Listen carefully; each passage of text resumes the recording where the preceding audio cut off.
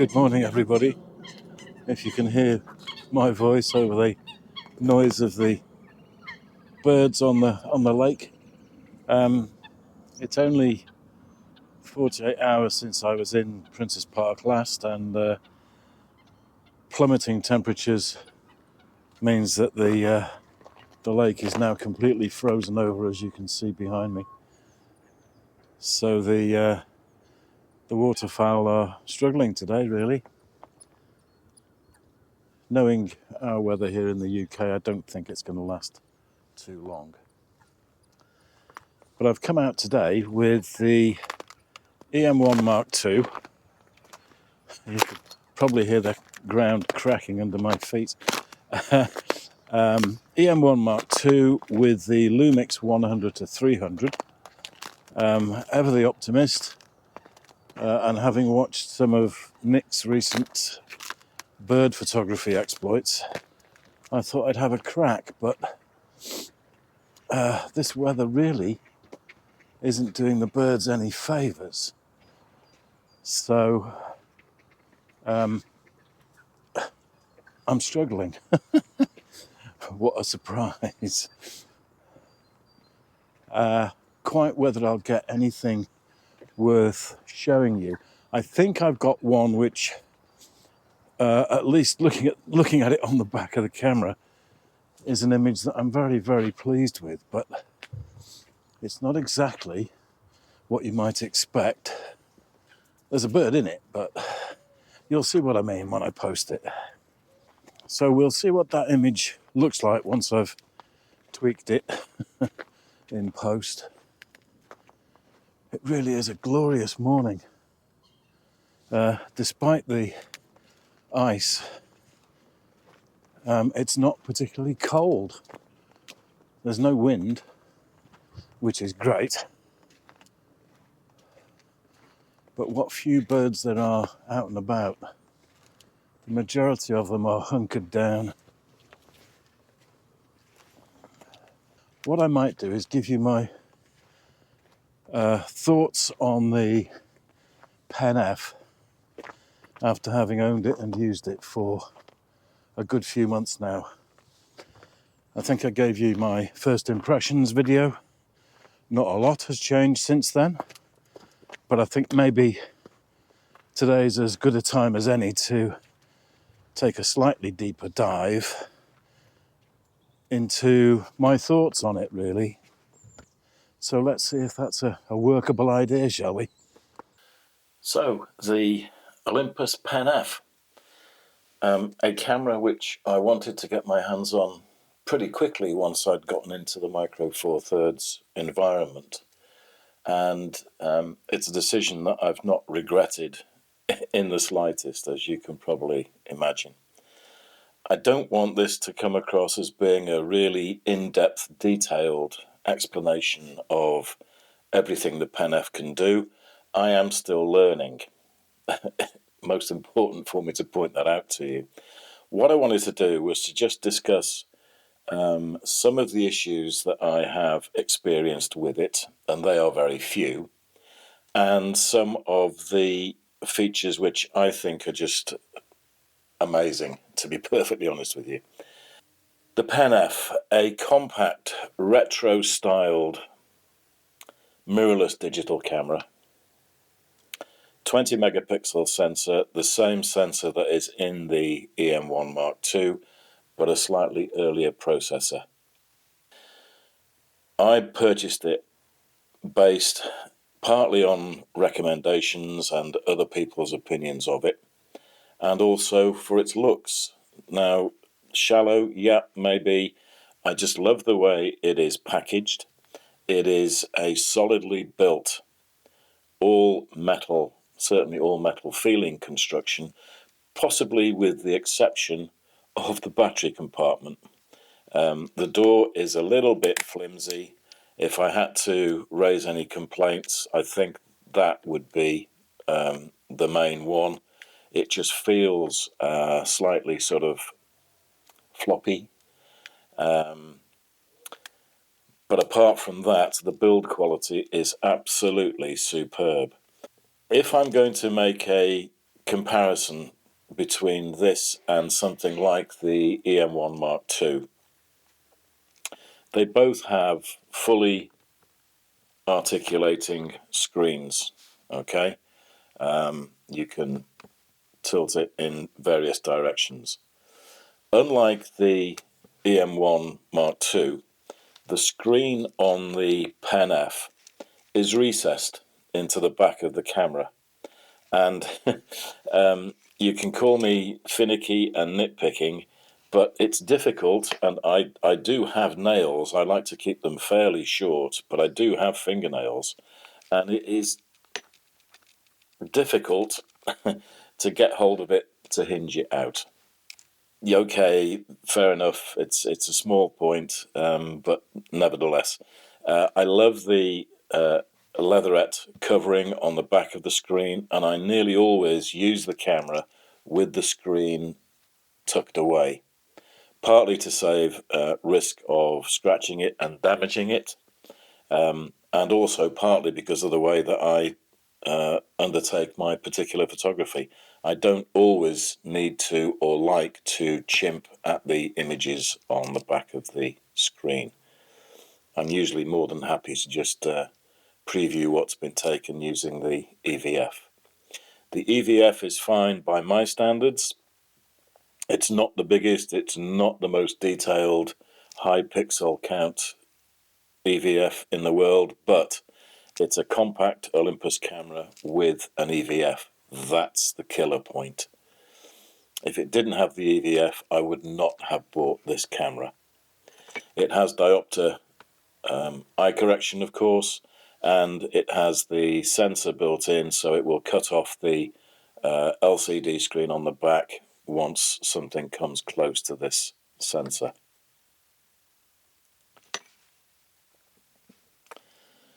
Typically, you've got the command dial on the top, which has the normal settings, program, aperture mode, shutter mode, manual, movie, scene mode, and then 4 custom modes which you can dial in.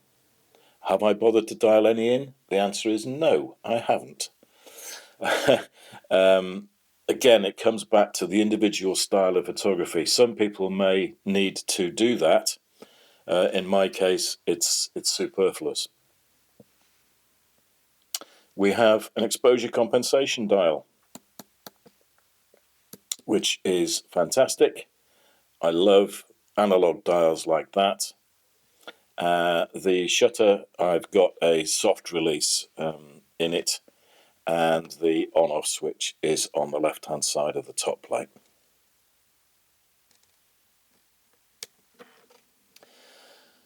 I do have a battery in. I need to be a little bit careful. This 17mm 2.8 Zuiko lens does extend fractionally when you turn the camera on, so I don't want to leave it pressed down onto the worktop for too long. But if I show you the screen on the back, you've got the usual quick menu.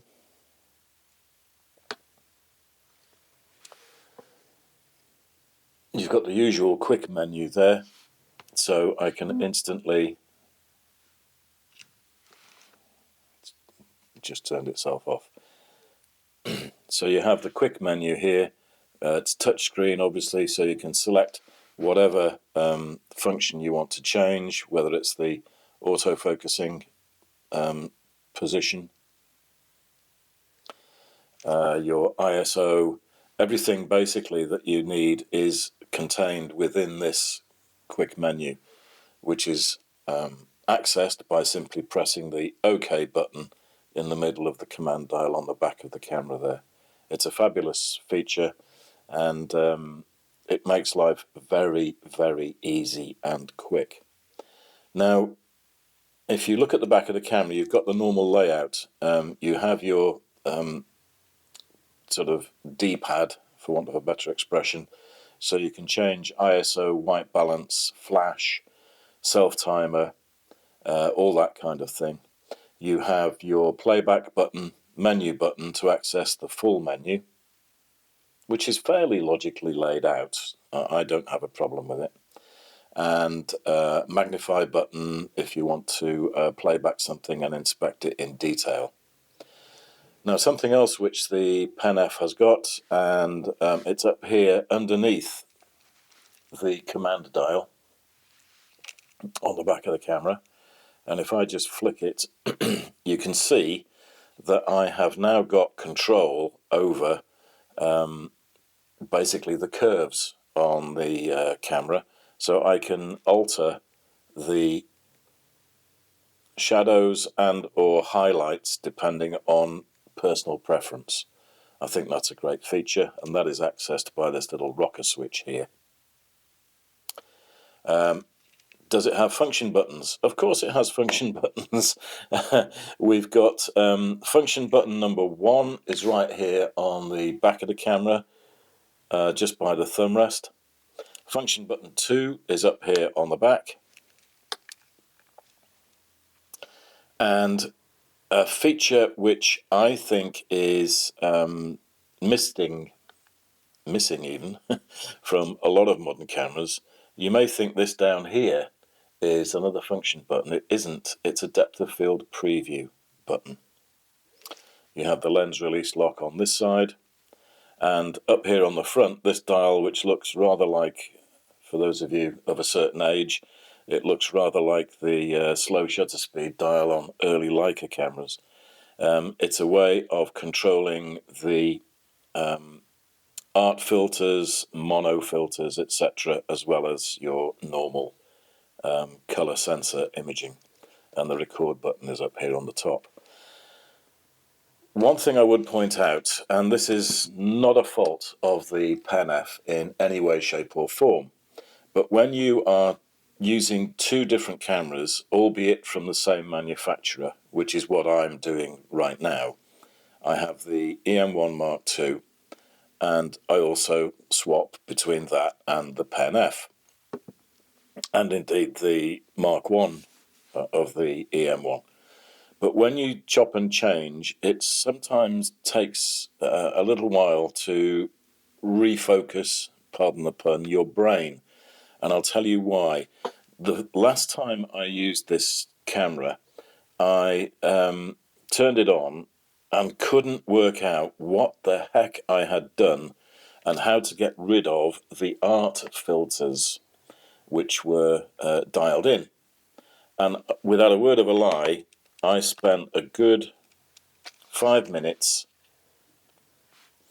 going through all of the menu settings, picture mode, you know, where the heck, where are the art filters in the menu?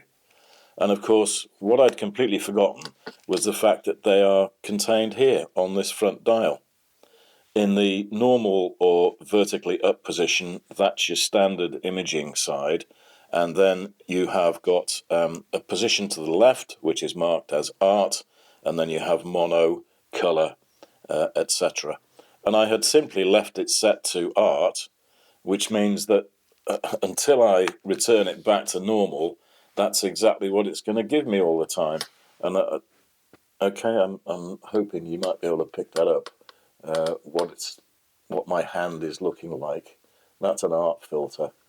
Could I get rid of them? For 5 or 10 minutes it took me until I realised, turn that dial, you idiot.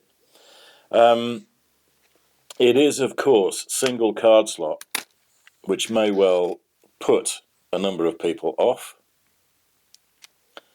As you probably know by now, if you watch the channel, it doesn't bother me in the slightest. I've never had an issue, touch wood, with any of my memory cards. I think it's important to remind people when you come to delete or get rid of any images that are on your memory card, it's always good practice to format the card rather than just delete everything. If you delete it, at least this is my understanding, that leads to a higher chance of you actually corrupting the images on the card for future use. So I always, when I'm clearing a card, it's a case of formatting it. Battery is the same as in the E-M1 Mk.I. It's the, what is it, the BLN1. Not fantastic life. I've got 3 of them. Again, for my own use, it's more than adequate. I've got 3 batteries. I've never even had to change one during the course of a day's shooting. I think quite often people get sucked in, yeah, that's the expression, sucked into buying the very latest gear without stopping to think whether it's going to actually fulfill their requirements. The manufacturers are always trying to persuade us to invest in the latest equipment. Now, that's all well and good. If you've got the budget, go for it.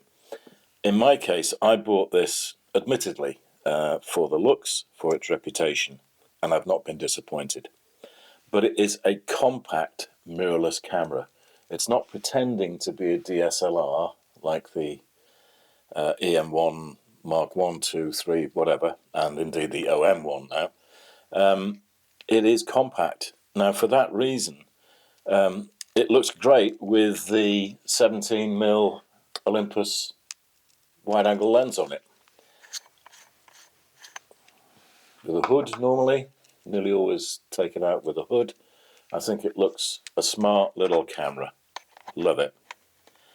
But when you put a zoom lens on it, like the ones I own anyway,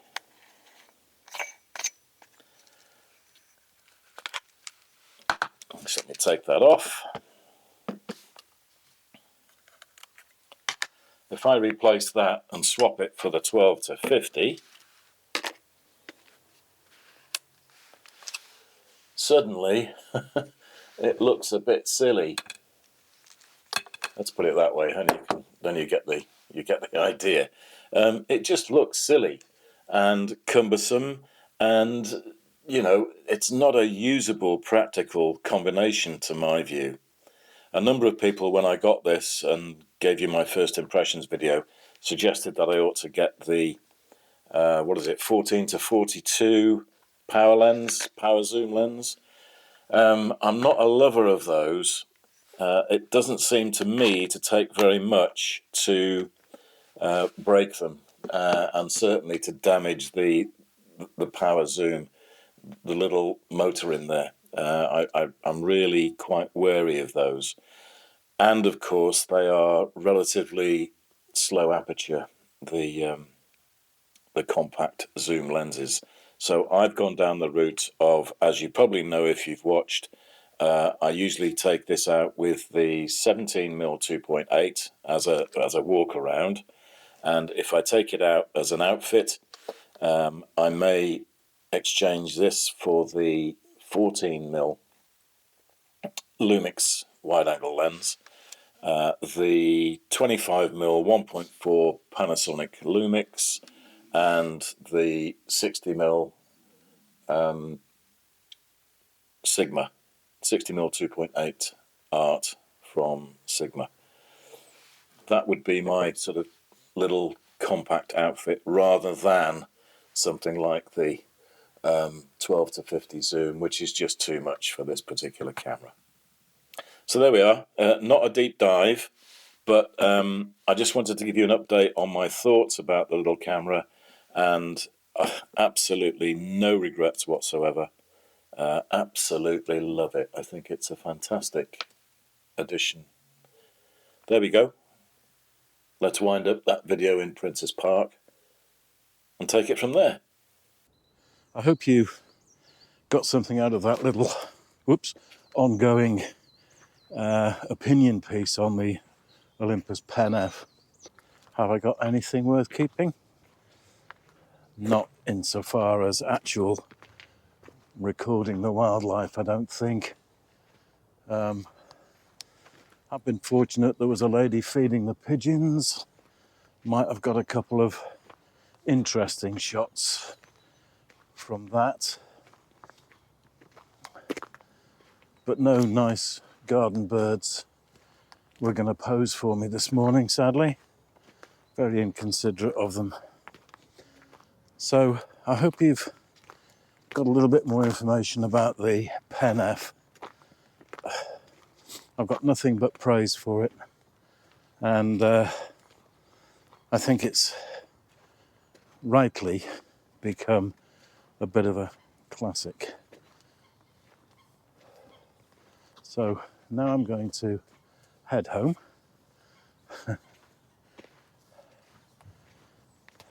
Have a nice warm cup of tea and see what these images look like on the Mac. I'll share them with you, good or bad, as usual. And until the next time, whether you're in freezing temperatures or the heat of the Saharan desert, enjoy your photography. See you all very soon. Bye for now.